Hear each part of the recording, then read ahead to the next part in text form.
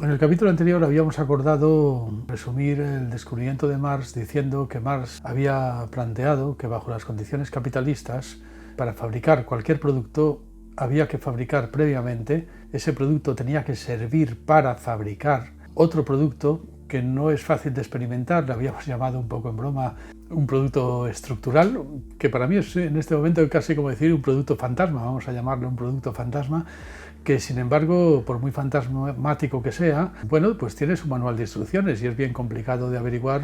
La prueba es que a Marx le costó varios miles de páginas averiguar en qué consistía ese fantasma, ¿no? Un producto extraño al que habíamos llamado plusvalor. Esto quería decir que exactamente igual que para Newton, pues las manzanas y la luna, antes de ser manzanas o luna, eran graves, pues para Marx, bajo condiciones capitalistas, las manzanas, las zanahorias, los misiles o la mantequilla, antes de ser misiles o mantequilla, eran una cosa más originaria, más importante, que es el plusvalor. Es algo así como decir que bajo el capitalismo se puede fabricar sin duda mantequilla, no cabe duda, pero será siempre plusvalor con forma de mantequilla, o se pueden fabricar misiles, sin duda alguna, pero será siempre plusvalor con forma de misil. Esto es una cosa bastante elemental, si queréis daros cuenta, porque esto no es más que caer en la cuenta de que si en la fabricación de zanahorias o en la fabricación de mantequilla o en la fabricación de misiles no hubiera una ocasión de ganancia, nunca se habrían fabricado. En estas condiciones de economía privada, pues no habría ningún empresario que hubiera estado dispuesto a fabricar zanahorias o a fabricar misiles o a fabricar mantequilla si no fuera porque pensaba obtener ganancia con ello, naturalmente, ¿no? Y como el origen de la ganancia, ya lo veremos eso en alguna manera, ya hemos dicho que la ganancia no es el plusvalor y el plusvalor no es la ganancia, pero el plusvalor sí está a la base de lo que va a ser la ganancia capitalista, pues bajo condiciones capitalistas todos estos productos para ser lo que son necesitan haber cumplido previamente, podríamos decir, con el manual de instrucciones para fabricar ese extraño producto fantasmático al que llamamos plusvalor. Ahora bien, ocurre que antes de que en algún otro capítulo averigüemos en qué consiste este producto, el plusvalor, podemos darnos cuenta ya, sin necesidad de aclararlo demasiado, de cuál podría ser la gravedad del asunto.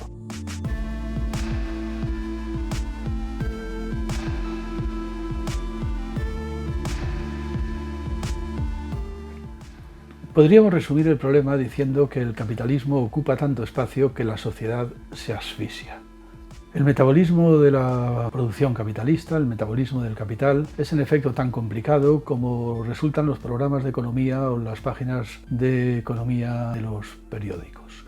Ni los más grandes economistas pueden predecir qué es lo que va a ocurrir ahí. Es como si estuviéramos sometidos a la voluntad de unos extraños dioses locos, eso que se llama habitualmente los mercados, ¿no? Que nunca se sabe cómo van a reaccionar. Nunca quizás la humanidad ha estado tan sometida a un más allá que dicta sus designios de forma inescrutable y misteriosa, de tal manera que los oráculos no saben ni qué pensar y polemizan entre ellos desconcertados. Nunca hemos tenido unos dioses tan chiflados. Pensemos, por ejemplo, en Yahvé, el Dios del Antiguo Testamento. Era sin duda un Dios loco, un Dios, bueno, celoso, caprichoso, incluso bastante mezquino y a veces miserable, pero no es comparable a la situación actual. El campesino de la Edad Media miraba a los cielos y también rezaba a Dios para que no cayera un granizo, para que la naturaleza no destruyera la cosecha, para que el tiempo fuera bueno. Nada comparable a la angustia que sentimos actualmente ante el comportamiento del mundo económico. El mundo económico es cada vez más y más imprevisible. Naomi Klein, esta gran periodista que escribió La doctrina del shock y de la que hablaremos en algún otro capítulo, ha llegado a plantear que los mercados, el metabolismo del capital, tiene el carácter de un niño de 2 años. Con sus rabietas, con sus caprichos, nunca se sabe qué va a ocurrir en su carácter y nunca se sabe si los mercados se van a levantar enfadados, van a hundir las bolsas, van a generar un tsunami económico. No tenemos más que pensar actualmente con la epidemia del coronavirus, que ha infectado a personas, pero lo más grave es que ha infectado a la economía misma. La economía misma ha sido, mira por dónde, la que en primer lugar ha contraído la enfermedad. Nada comparable a lo que puede ocurrir en ese sentido. Han muerto 1000 personas, pero lo que no nos cabe duda es de que si la economía se contagia, morirán muchas más, y no por causas médicas, sino por causas económicas. Estamos hablando de la posibilidad de una guerra comercial mundial que ponga todo patas arriba. Es decir, los mercados son un organismo vivo, pero mucho más vulnerable incluso que el frágil cuerpo humano con todas sus debilidades existenciales. Ahora bien, dependemos a vida o muerte de los mercados, dependemos a vida o muerte de lo que les ocurra a ellos.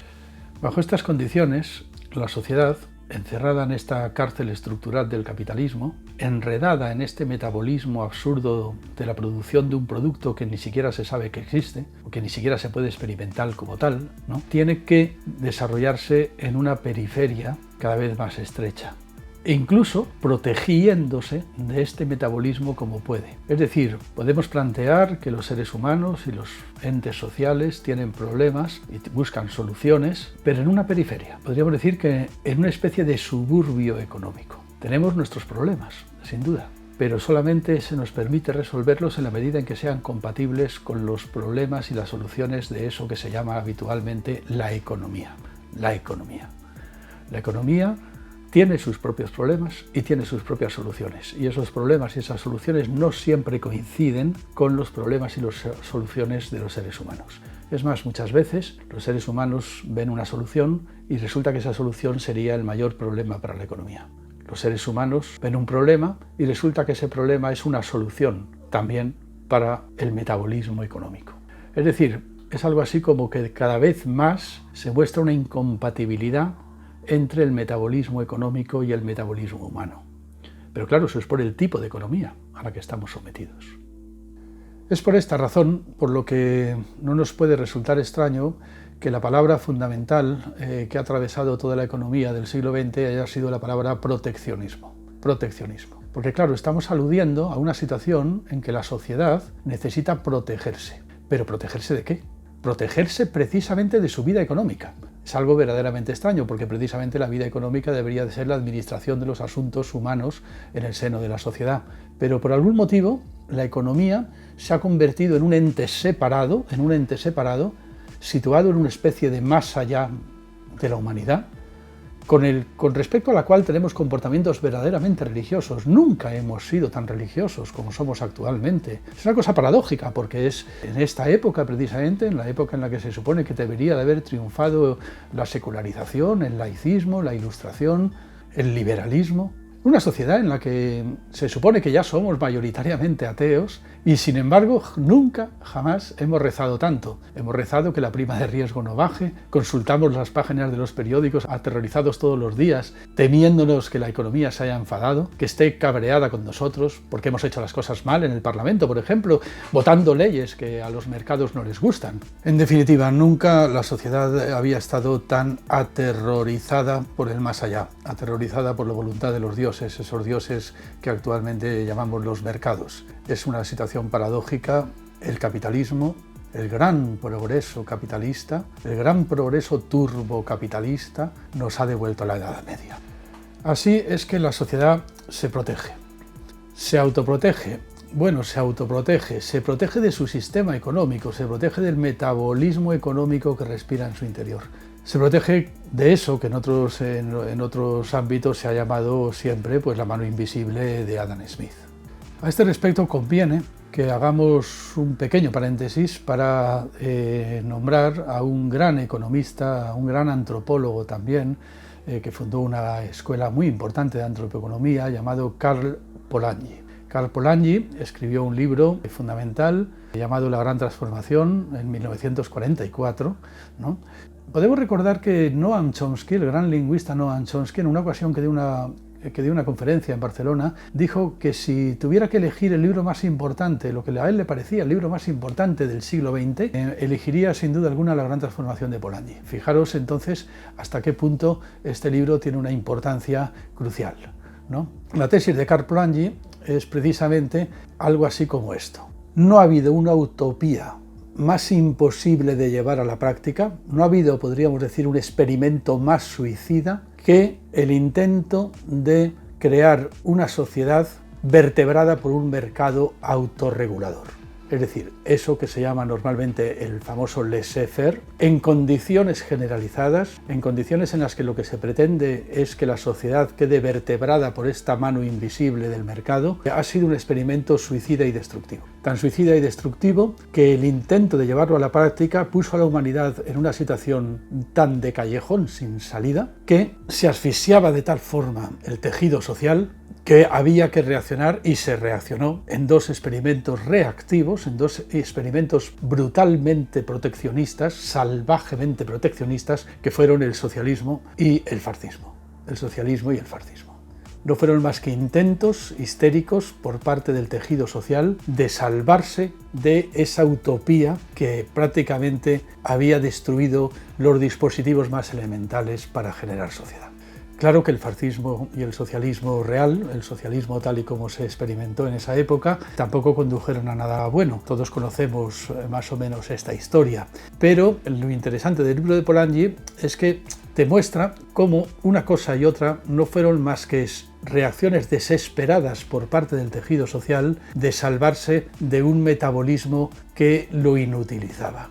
Lo que estaba en juego ya ni siquiera era propiamente la lucha de clases o la explotación de una clase por otra. Lo que estaba ante todo en juego era más bien la supervivencia de la sociedad misma, la supervivencia misma de la sociedad.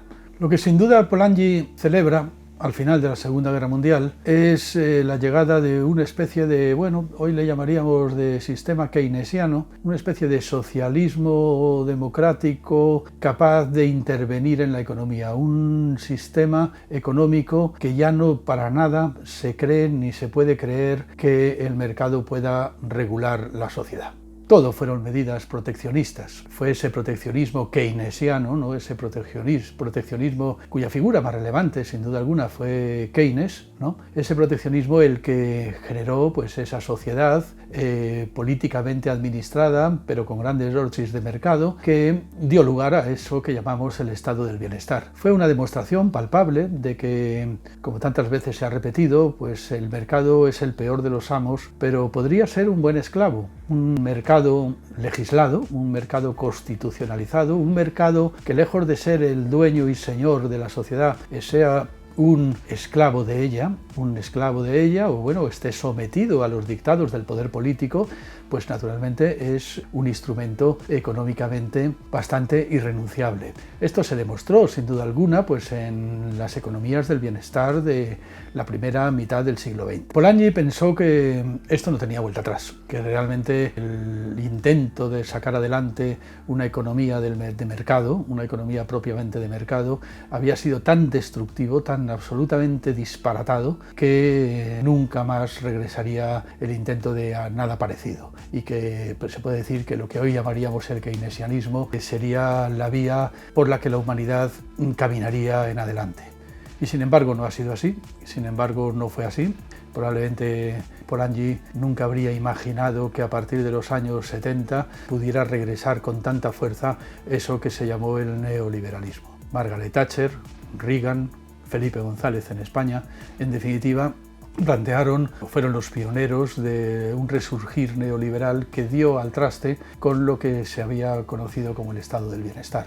Ha sido un proceso lento, poco a poco hemos ido perdiendo todo aquello que habíamos ganado y actualmente nos encontramos en una situación en la que probablemente los mercados tienen tanta fuerza como tuvieron en las peores pesadillas de Karl Polanyi. De hecho, ya hemos mencionado en alguna ocasión esta gran escritora del siglo XXI, Naomi Klein, en su obra La doctrina del shock, el auge del capitalismo del desastre, pues hace un gran homenaje a Karl Polanyi. Dice que también que es el libro quizás más importante que se haya podido escribir en el siglo XX y que lo que hay que hacer ahora es precisamente a raíz de la nueva ola neoliberal, pues volverlo a escribir. Y de alguna forma fue lo que ella hizo, poniendo manos a la obra, en su libro La doctrina del shock. El auge del capitalismo del desastre, ¿por qué? Pues porque lo que muestra Naomi Klein es que Karl Polanyi tenía hasta tal punto razón en su tesis fundamental, en la tesis de que el intento del capitalismo de generar una sociedad vertebrada por un mercado autorregulador era un intento utópico, disparatado y un experimento humanamente inviable,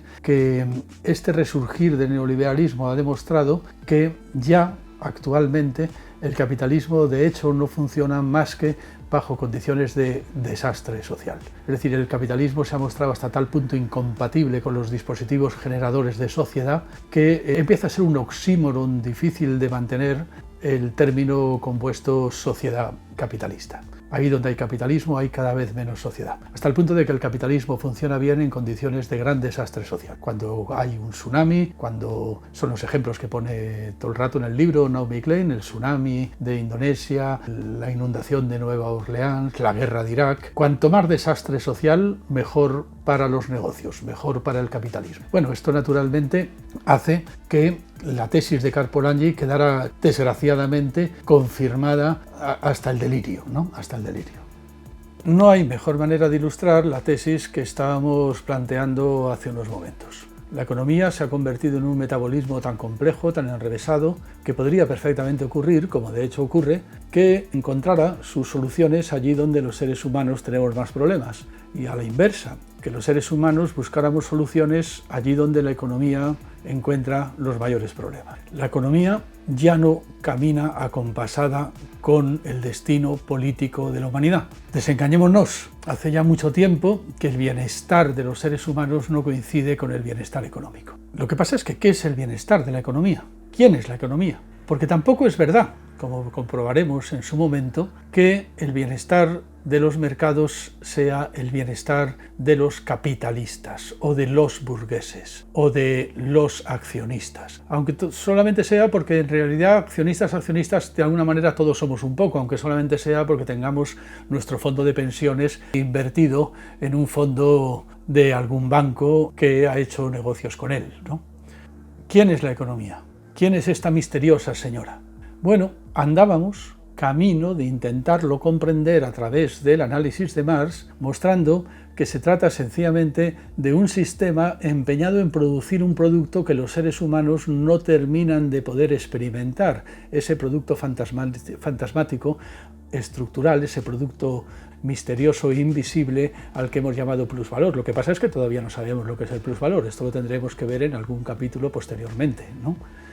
Quedémonos por el momento tan solo con la idea de que por algún motivo el capitalismo nos ha hecho retroceder a la humanidad a una nueva Edad Media delirante en la que volvemos a un estado ultra religioso, rezando a unos dioses locos que viven en algún más allá incomprensible y que buscan su bienestar allí donde los seres humanos tenemos más problemas. Hemos planteado que estos dioses tienen, lo ha dicho Naomi Klein, el carácter de un niño de 2 años. Tienen sus rabietas y esas rabietas las vivimos nosotros como verdaderas hecatombes sociales, como verdaderas fuerzas de la naturaleza que de pronto la hubieran tomado con la humanidad.